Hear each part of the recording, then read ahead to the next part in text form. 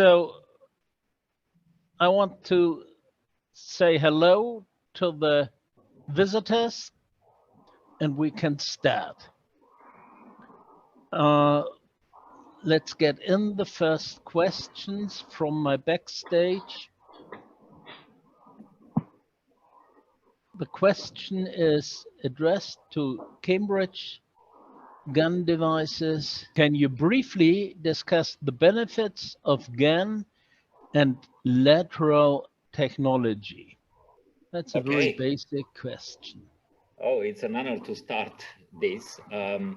Okay, so well, I suppose there are two questions there: the benefit of gallium nitride and the benefit of lateral technology, and how we can actually marry the two. So first of all, the benefit of GaN, it's obvious. Gallium nitride is a wide bandgap material, and I've been working in this field for 30 years in all kinds of materials. I work on silicon carbide, on gallium nitride, and on diamond as well. And I can see the benefit of GaN as a wide bandgap material because the critical electric field is so high that you can design the devices much, much smaller. So for the same breakdown rating, you can have devices which are much smaller, and you can have much more charge in these devices. So you can benefit from a very good on state because of this high electric field. And again, that's because of the wide bandgap.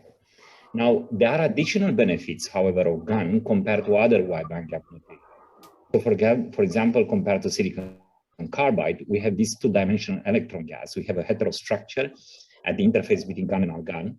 And this heterostructure can have extremely high charge, all confined in a quantum layer, which allows you to have mobilities extremely high. In fact, the mobility of GaN can be as high as 2,000 centimeters per volt second, and that's unbeatable in terms of wide bandgap, the semiconductor.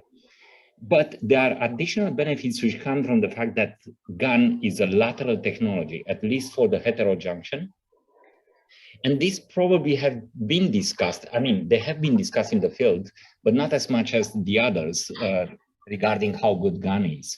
So because it's a lateral technology, it allows monolithic integration of all kinds of circuits like protection. And you can, with very simple isolation, shield different components in using this lateral technology. And because now the drain or the high voltage terminal is at the surface too, you can have access to all the terminals.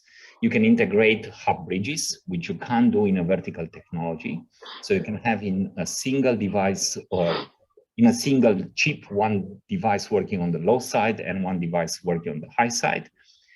And it allows the connection to the of the substrate to the ground and its physical contact to a heat sink. And that's really a big advantage compared to vertical technologies where you cannot connect easily the high voltage terminal to a sink. You have to isolate it. It allows cheaper packaging, simpler and cheaper packaging. And as opposed to a vertical technology, lateral technology can offer you what is called self-terminating. So your device does not need an extra termination. In a power device that has a vertical configuration, you need a special termination area. And for low currents, that termination area can actually take a lot of space, which is not good. So all in all, there are additional benefits coming from monolithic integration, as I described, coming from the fact that you have the terminal, the high voltage terminal surface, that actually make the GaN technology a very compelling competitor in the field of power electronics. So these are sort of the two-part answer. Thank you very much, Florin. We have just in between the question about sharing slides. The whole discussion is based on the articles in the magazine, so there are no slides going with the discussion. It's based all on the articles which are in my magazine, and everybody can look the articles up. Yeah, exactly. All the magazines are archived on the web. And it's about the last quarter of the year actually processed articles in the magazine, just as an information to the auditorium. Yeah. Okay, we can have the next question. It's addressed to EPC. How is the price comparison and cost benefit for brushless motor drive applications? Alex, it's your. Yeah, so I'm going to let Marco Palma, our motor expert, answer the second half of it about motor drive advantages. I'll answer the first half, and that is that, EPC specializes in GaN under 400 volts. And for the past maybe 4 or 5 years, they've all been competitively priced compared with MOSFETs. We scan every week. And if you look at it on a component basis, GaN is maybe not the cheapest, but it's also not nearly the most expensive. And so that's a myth that persists, that GaN is expensive, but it's not true. Marco, why don't you tell us about the advantages in motor drives?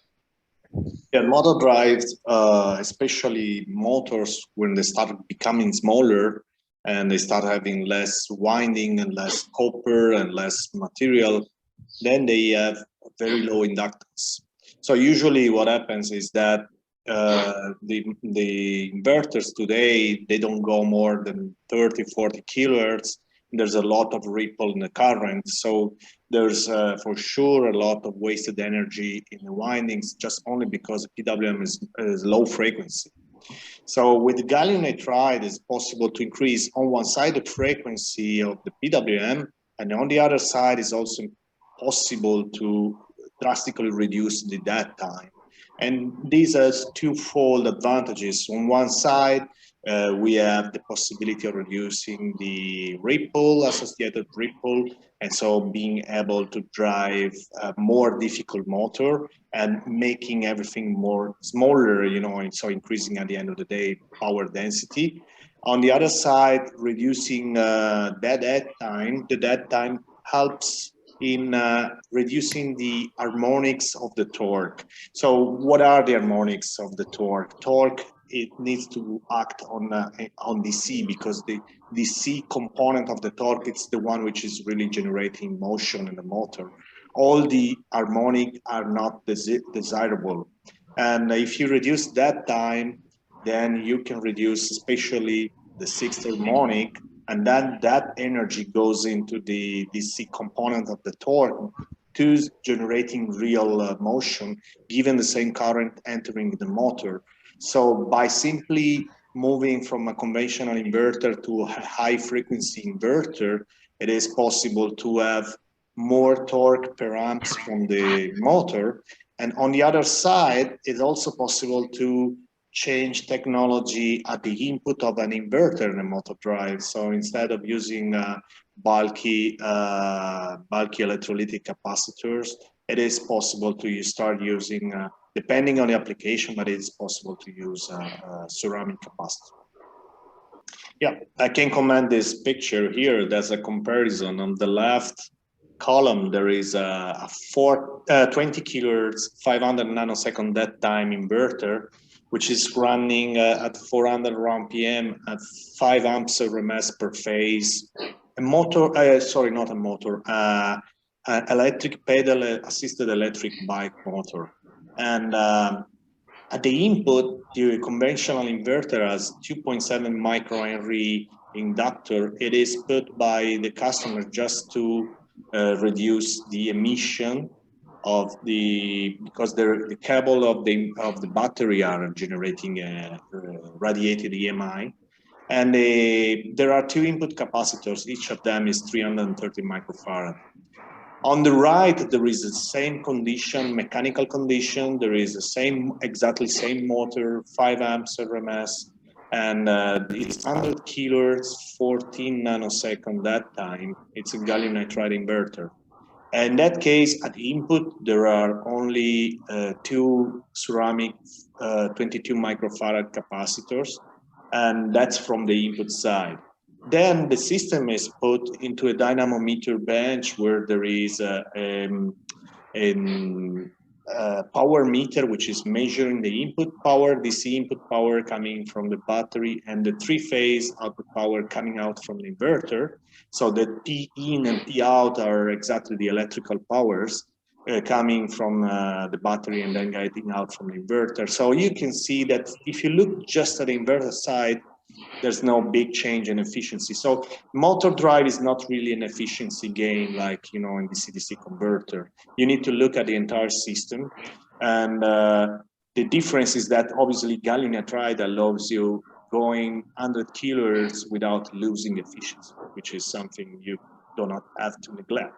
But on the other side, after there is the motor, and then the motor is connected to a brake, and between the motor and the brake, there is a speed torque analog transducer. So the speed is real analog speed, and the torque is real torque measured by the transducer.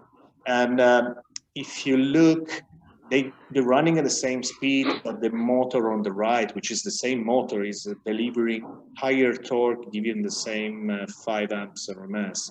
So at the end of the day, the motor itself, just because of lower dead time, a better operation, it's really giving more torque per amps. And at the end of the day, the total system efficiency, because the motor becomes more efficient, the total system efficiency also increases.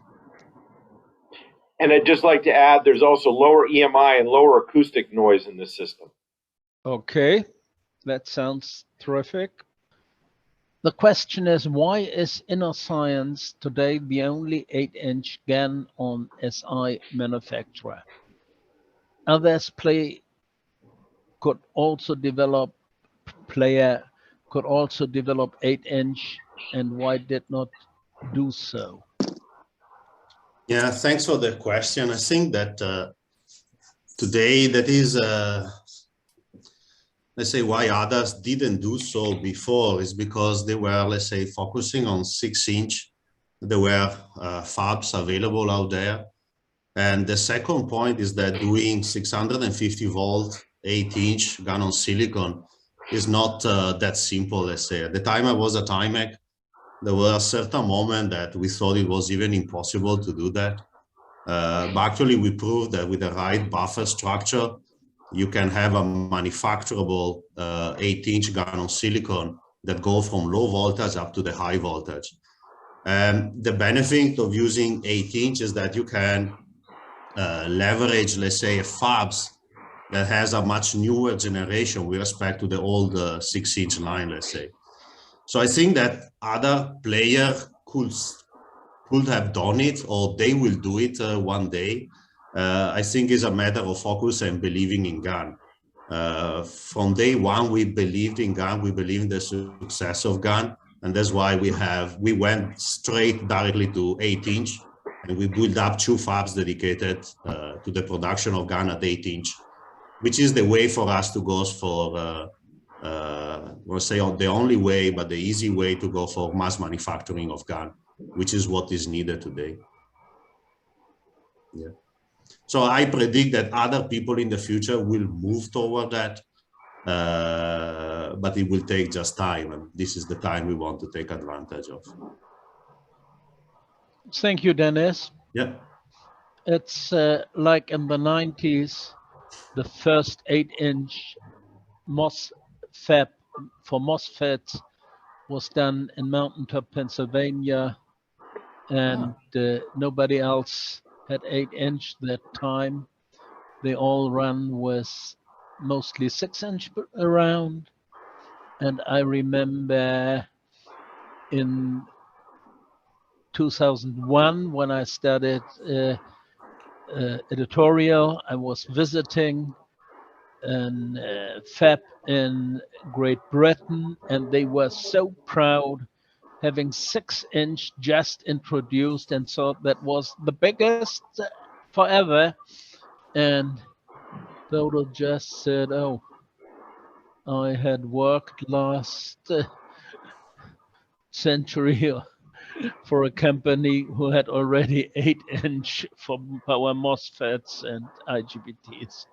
Okay, that was a another little remember of history.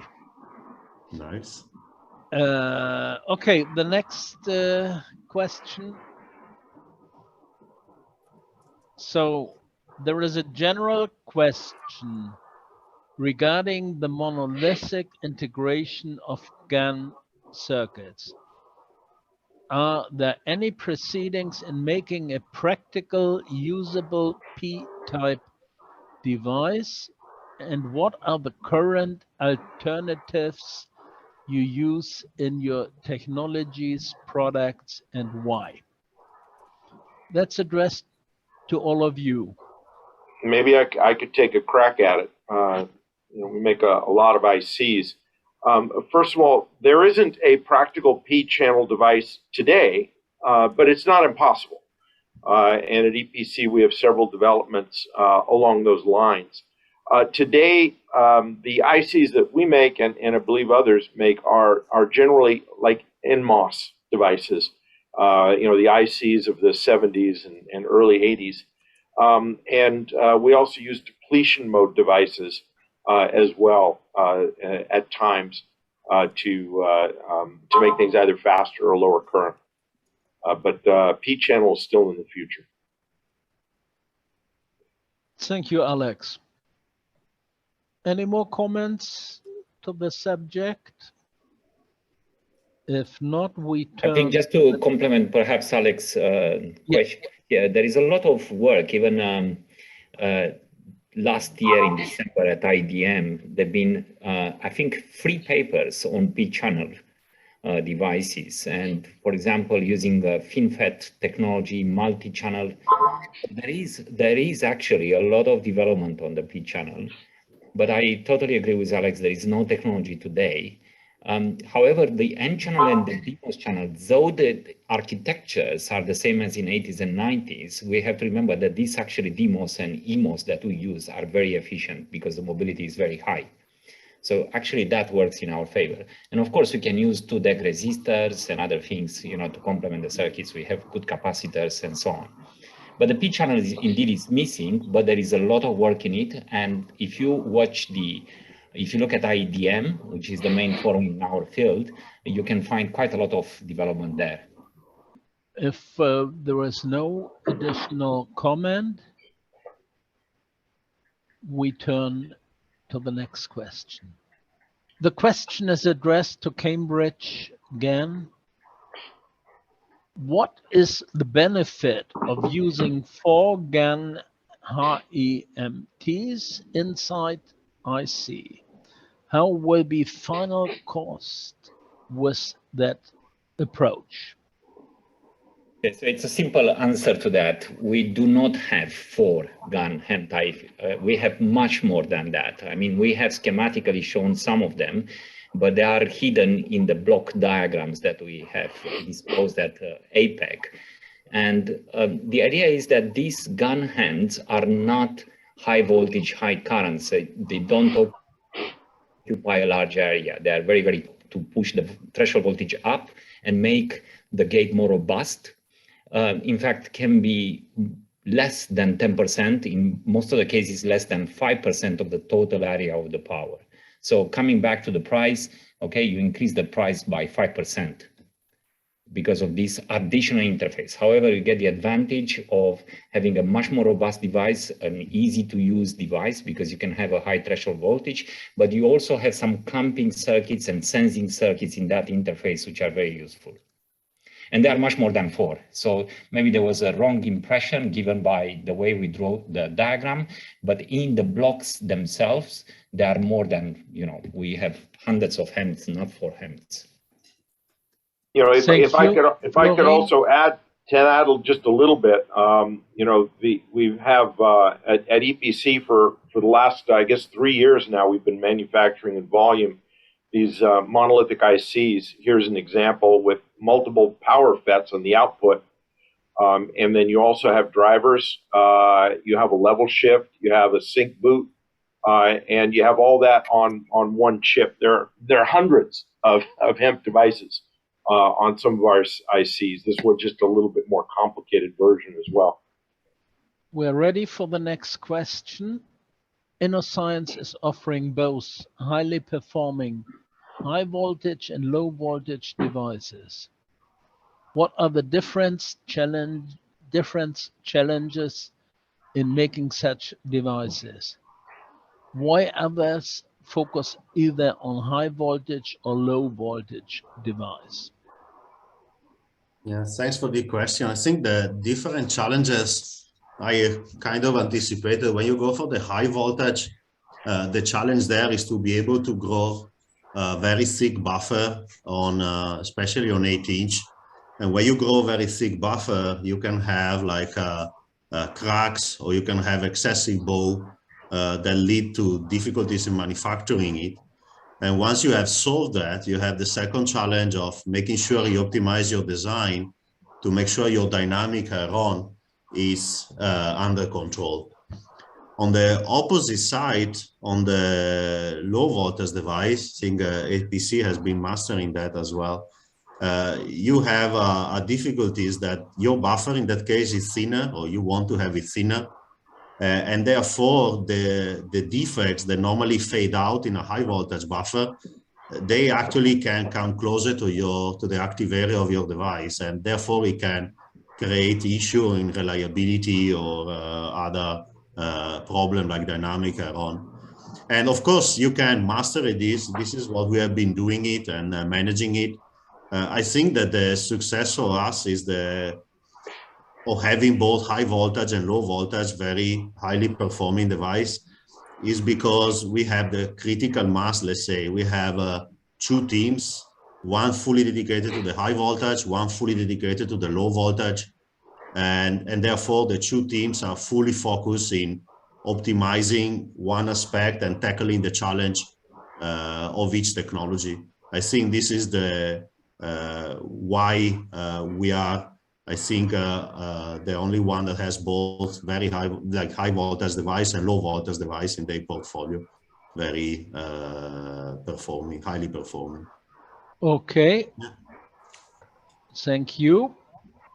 It's again addressed to everybody of you. Considering cost and yield aspects, what would be top maximum current rating for a 650 volt GaN HEMT? I'm happy to take this question. It's on 650 volts, so we definitely like to design. At the moment, our capability is somewhere lower, and I know some of our friends and competitors like GaN Systems design with higher rating current. And we have also others like Nexperia and Transform that can go all the way to even 800 amps capability. But standard for E-HEMT, maximum standard is about 100-150 amps for a single die. But let's not forget that we can actually parallel these dies because they have a positive temperature coefficient, so you can easily parallel them.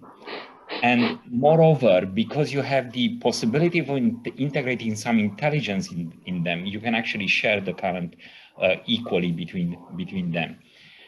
Nevertheless, when compared to silicon carbide, and I think the question somehow sort of hints to that direction, when compared to silicon carbide, GaN is rated for lower currents and lower voltages. And I think this is the nice thing about the two technologies, silicon carbide and GaN, that they are complementary and they can actually target different applications in the market. Of course, there is some overlap, and for example, the inverters for electric vehicle would be such an overlap. It's actually quite an important overlap. But in general, I would say GaN is more suitable to below 1.2 kV and below 150 amps per die, but you can increase this by paralleling devices. And silicon carbide, it's dominant for 1.2 kV applications up and so on, and can go to extremely high currents, thousands of amps in fact. Okay, I fully agree on that. So, any more comments? Yeah, I don't know if I would not put a threshold of 100, 150. I think this is what it has been shown. Yeah, no, yeah. I'm just saying that this is state of the art, Denis. It's not. Yeah, I fully agree, but I would not put that on. I think this is what it has been shown indeed, but I think it's a matter of yield optimization and running enough material. I think from the silicon world, they have seen that you can have like IC. I think it's really part of a yield optimization and market needs. I think today 100, 150 amp, that's already a nice achievement. But I think that if there is a real need to go beyond that, there's something that is possible. But we need to look at the costs, like to have lower yield or parallelize the size and etc. But I think it's more manufacturing challenges rather than intrinsic. This is what I personally think. Thank you. Going to the next. The question is addressed to EPC. Do you have any plan to offer switching performance-related curves for AEC qualified LIDAR specific LV E-mode GaN HEMT? Hope I spell everything correct. For LIDAR, switching performance-related info is important from the datasheet. Yeah, so EPC's datasheet, I think, is pretty complete for LIDAR applications, which typically use devices 200 volts and down. We also have a full range of demo systems for LIDAR, which give you the state-of-the-art pulse performance for either indirect or direct time of flight. And they're all available from stock on our website. And I think all the waveforms, all the characteristics are there. If not, email me, text me, whatever. We'll get more information for you. Thank you, Alex. Okay.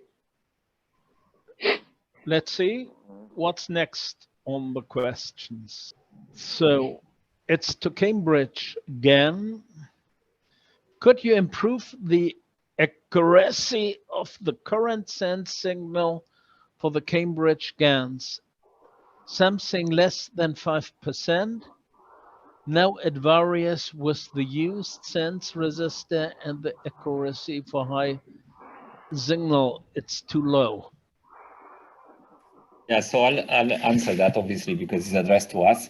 It's a very good question, and the answer is absolutely yes. In fact, we do work now exactly on this kind of targets, and we do have new implementations as well to try to minimize that effect.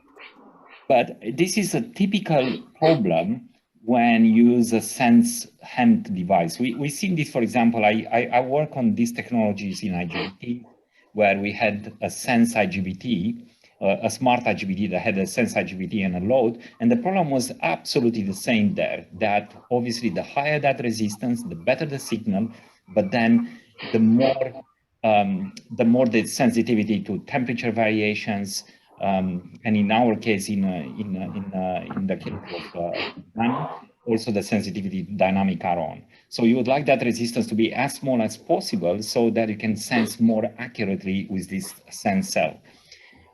However, we do work now. There are several solutions to this. I'm not going to talk through the solutions, but we do work with these kind of specifications and moreover, maintaining this 5% across the temperature range, because that's the true challenge there. But it is possible, absolutely possible. And yes, you will see from Cambridge GaN device on this topic later on. It's a good question. Thank you. A question to Innoscience. What about the reliability? Which kind of tests do you to assure customers on the reliability of InnoGaN? That's always a repetitive question, let's say, when you're talking about GaN.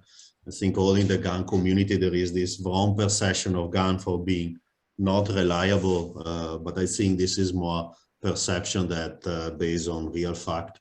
What I can say that we do standard testing based on JEDEC to qualify our device, let's say 1,000 hours, the typical HTRB, HTGB, and all this type of testing. What we do also next to that, we try to go beyond the standard JEDEC. We try to use like switching accelerated lifetime testing as proposed by the JEDEC GaN committee, which allow you to really use the device in real applications. So far, we achieved more than 50 million devices. We didn't see failure coming back, so it means that the work we have been doing is good, but we will keep monitor the situation in the field, as well as try, let's say, to push the device, try to understand end of life failure mode, and etc. So this is what we do. So if I could add, EPC has done a lot of work on reliability for quite a few years, and what we've focused on is not just qualification testing, but making sure that we understand why they fail. So you got to fail devices. So this table that I'm showing shows all the different stress conditions that you can apply. This is actually a shortened list, and we fail devices under all these conditions. And then from those failures, we can determine the basic intrinsic failure mechanisms, and we can develop physics-based theories as to what causes the failure, things like impact ionization or hot electron trapping. And from that, we can come up with actually, I'll say, closed form equations that predict the actual failure rates of devices over time and temperature. And then, of course, we can experimentally verify it. So you see curves like this, but on the left-hand side, you'll see the parameters, which all come from peer-reviewed literature that relate to the physical phenomena. So we're not just curve fitting, we're not just passing a qual, we're actually describing the mechanism from the physics of gallium nitride and the physics of electron transport. And we found that this allows us to do some really fantastic things, like take actual waveforms, which you can see here from actual equations, and we can actually use some massively parallel computers to step nanosecond by nanosecond through these waveforms, and we've taken it out to 10 years at a megahertz, and we can actually show you what kind of degradation you can get in your device over that period of time. So I think there's a body of information now for GaN that is even superior to MOSFETs. And it demonstrates that wide bandgap is a better material. It is more robust. It tends to operate even more reliably at high temperature than at low temperatures or room temperature, and really blows away silicon in terms of robustness. Couldn't agree more on the latest sentence. What's the reason for EPC 2302 with QFN package, not LGA or BGA normally? EPC offers product in LGA or BGA package. Yeah, so many people here know that I hate packages. and I'm pretty vocal about it. The best package is no package. The best package is no damn package. And the reason is because packages only make things worse. They add size, cost, reliability problems, resistance, inductance, thermal resistance, everything. But I have finally been beaten down by a truly excellent package development that minimizes the degradation. And here you can see just a host of products. The chip scales are the yellow ones. And we just came out with a couple of package devices, the ICs on the right, the discretes, the 2302 that was just in the question is in the upper left. And the advantage of the package is a couple of them. One is that handling of a chip scale part can be a little bit more challenging because it can be more brittle. So we found, people who don't have very automated or very advanced assembly equipment can find chipping a problem. The epoxy package that we wrap around our part helps with that. The second thing is we're able to give larger separation between the terminals. In a lateral device, the farther apart that you make the terminals on the chip, the higher the resistance of the metal lines, or the metal line contribution to that. But you can take care of that inside the package. So we can meet all the IPC requirements for spacing with our packages without compromising on resistance. Thank you. Would add also one comment on this. It is also important, especially in motor drive. And the latest article I wrote for Bodo, it's about a reference design on the integrated circuit with AQC on the picture on the upper right corner. And I'm really witnessing a very good thermal resistance. And one point, especially in motor drive, is being able to remove the heat in the most efficient possible way. And this type of QFN packages, which have a good thermal resistance to the PCB, but as well, they also have even better thermal resistance up to the case, because having the same height as the BGA and the LGA, the die actually inside is slightly thinner. That means the heat sink, it's near to the active area, and so the total thermal resistance becomes lower. Again, for motors to EPC, for BLDC motors, ARM BLDC motor PWM frequency in the 1 megahertz range, like only 100 kilohertz. Now, can GaN deliver advantages versus regular silicon FETs or IGBTs? I can take this one, and actually I answered partially already before. First of all, I don't see IGBT going 100 kilohertz. I don't even fully see... agree you. I fully agree to you, Marco. Right, right. So I don't see even the MOSFET going. It can go, but there's a lot of waste of dissipated energy because of switching. So the gallium nitride can go 200 kilohertz, 100 kilohertz, 400 kilohertz. Some of our customers are doing these frequencies. Obviously, if you go 400 kilohertz, better having some filters on the output. If you go 100 kilohertz or 128, there's no filtering needed as long as you're near the motor. And so the motor drive application is really changing by exploiting this capability of going a higher frequency. There's no need to go into the megahertz. Historically, gallium nitride devices have been always associated with very high speed, high frequency, and high speed of switching. There is no needed in a motor drive. You don't need to go on a megahertz. You can say in the 100 kilohertz, which is already a region where the former silicon technology cannot go, and still bring a lot of advantages. And I'd just like to add that particularly, the e-mobility, drones and e-bikes and things really respond to this because it makes things smaller, lighter weight, and higher efficiency. Fully agree, Alex. And my experience with IGBTs, it's just above 20 kilohertz in hertz switching for motor drives.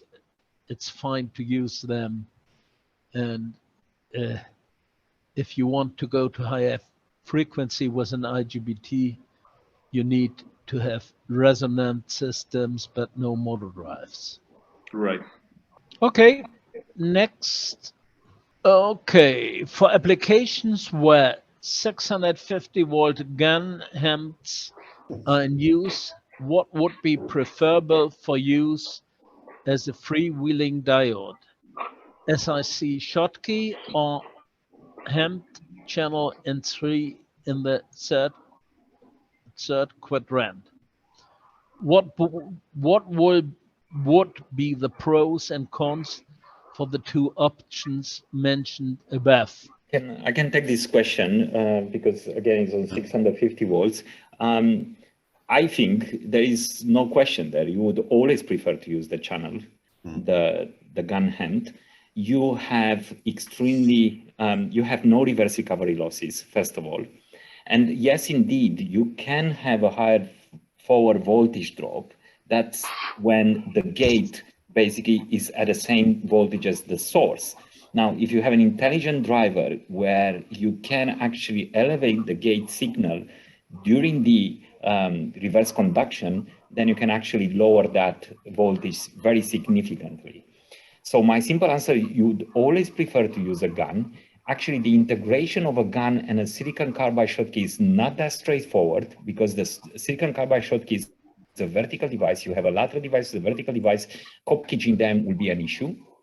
And in general, silicon carbide also has got its own problems. Let's be absolutely clear. I mean, I work on silicon carbide and I love silicon carbide, but you still have the problem with bipolar injection in silicon carbide. Even in Schottky diodes, you may have bipolar injection, especially if you have P+ guarding rings, and that can create defects in the device and can basically lead to non-reverse, to no zero reverse recovery losses. So we have to be careful even about the Schottky diode selected. But to me, there is no question you should always use the GaN HEMT. Now, there is one exception for the devices which are cascode devices. The reverse recovery losses are not zero, because you still have some reverse recovery losses coming from the MOSFET itself. And however, there you have a lower voltage drop. So overall, you have some losses in the reverse recovery, but you have some lower voltage drop during the reverse conduction. So simple answer, always use the channel. If you have an intelligent driver or intelligent interface like we develop, then actually you can lower that voltage drop during the reverse conduction. Okay, we can go to the next. It's again to EPC, a circuit design question. I'm interested in the design of the level shifter in the GaN IC. How much information can you share on this, especially on how you ensure CMTI during the high DVDT of switching node? Marco, you want to take that one? Yeah, beside the typical academic schematic of a level shifter, what we can do, we always make in our circuit, integrated circuit, whatever is needed to have and resist to very high common mode transient, so that the high side flip-flop never flips when it's not, or switches when it's not desired to do it. Part of these things obviously are patented, some other are, internal rules. I don't know if Alex, you want to comment more on this. Yeah, I would, because I think there's a common myth that needs to be dispelled, and that is that GaN devices are susceptible to DVDT faults turn on, and I think the level shifter, all those things are part of that question. But our GaN devices are designed with a Miller ratio less than 1. Also, the threshold voltage of a GaN device doesn't change much with temperature. So if you look at a GaN device threshold voltage at, say, 150 C, even though it starts off at 1.5 volts at 25 C, it's still 1.5 volts at 150 C. Whereas a MOSFET, especially if you have a logic level or even non-logic level, it goes from like 1.5 volts down to 0.7 volts over that temperature range. So MOSFETs are pretty vulnerable to faults turn on. But the Miller ratio is also another key. That's the ratio of basically the drain source capacitance to the gate source capacitance, a little bit more subtle than that. And if that is lower than 1, you really can't get a transient on the drain source side, faults triggering the device through the gate drain capacitance. That is not true for MOSFETs, and it's also not true for all GaN devices, so you got to look carefully at that. But our devices are intrinsically stable under any DVDT condition. Yeah, one thing I can add is that our device is, there's a transmission from the low side to the high side well, and we make sure that this transmission is always consistent, even during the DVDT, which is not so easy when it is done in a conventional CMOS. Thank you, Marco. Thank you, Alex. The question is addressed to Innoscience.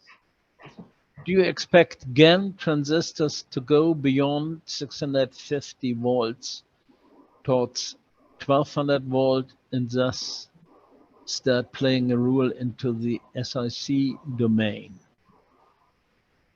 Yes, I absolutely think so. I think that is something that we have been working on, as well as IMEC has been proven that 1200 volt lateral device, it is possible to make.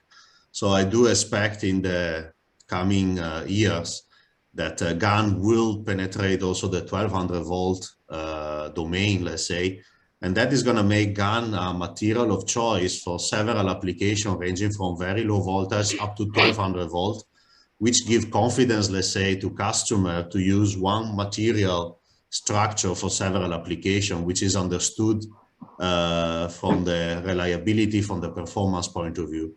So I think that certainly this is possible, and together with the 1200 volt, I think GaN will bring the benefit of being much more cost effective than silicon carbide. So I think this is going to be really an important milestone for the GaN technology. So certainly that will happen. I tend to disagree, but perhaps maybe I'm a dissenting voice here, but I think that silicon carbide has basic advantages above 900 volts over GaN. If you're using lateral GaN, the distances between the terminals become so large that your series resistance effects and other effects are actually make huge inefficiencies in the die size compared to a vertical silicon carbide device. So now you have a relative die size advantage that goes to silicon carbide around 900 volts.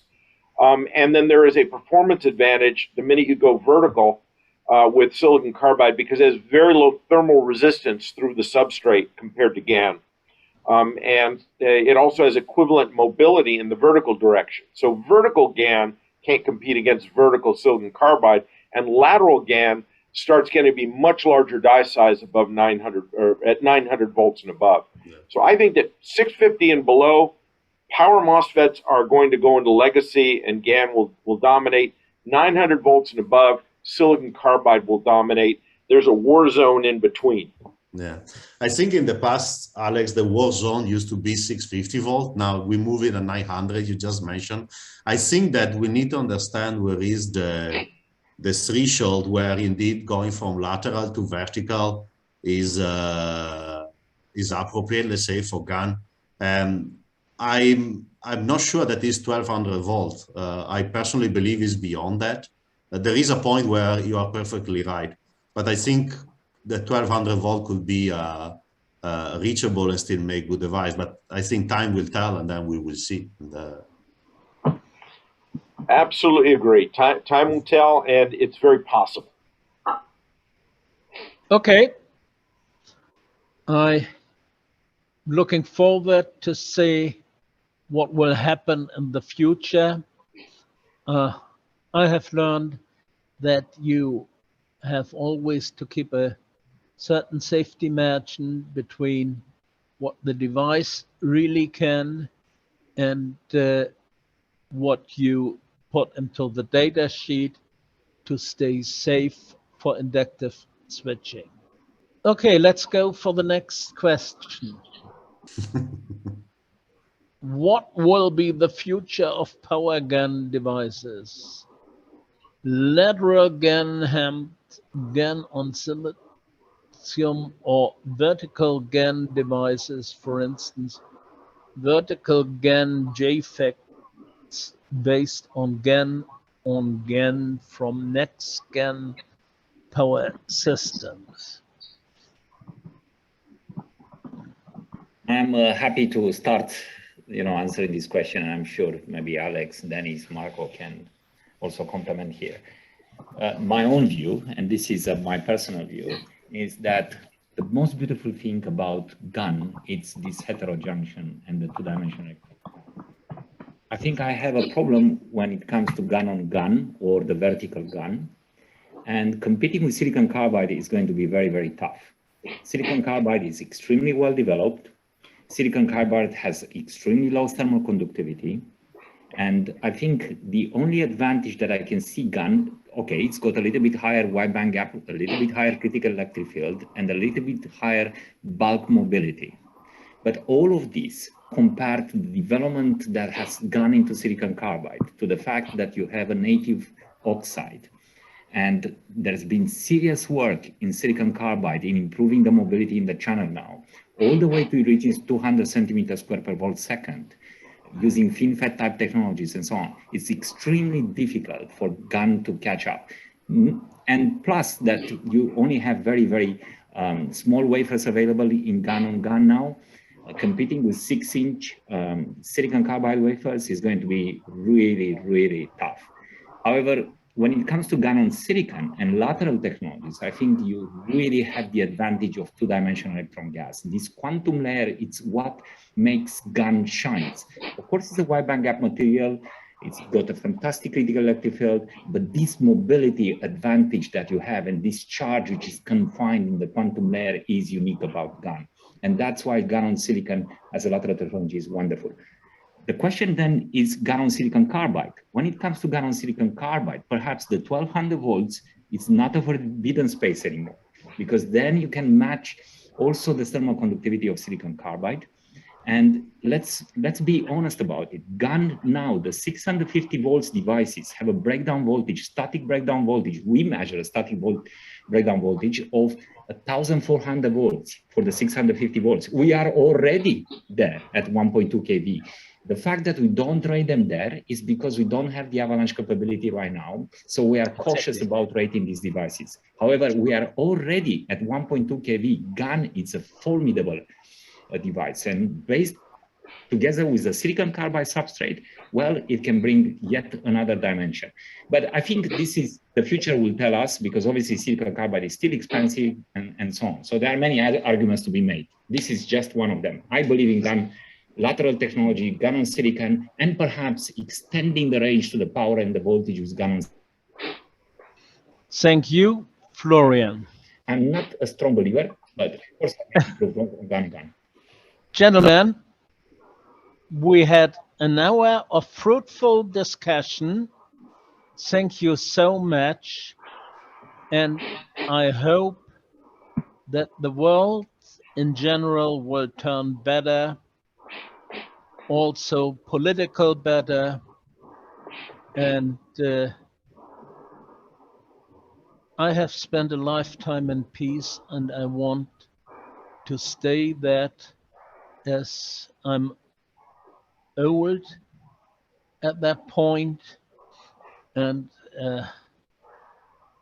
thank you so much, and looking forward to see you at Nuremberg at all these corona disasters. We do not need man-made disasters. There is a lack of brain to me. Thank you.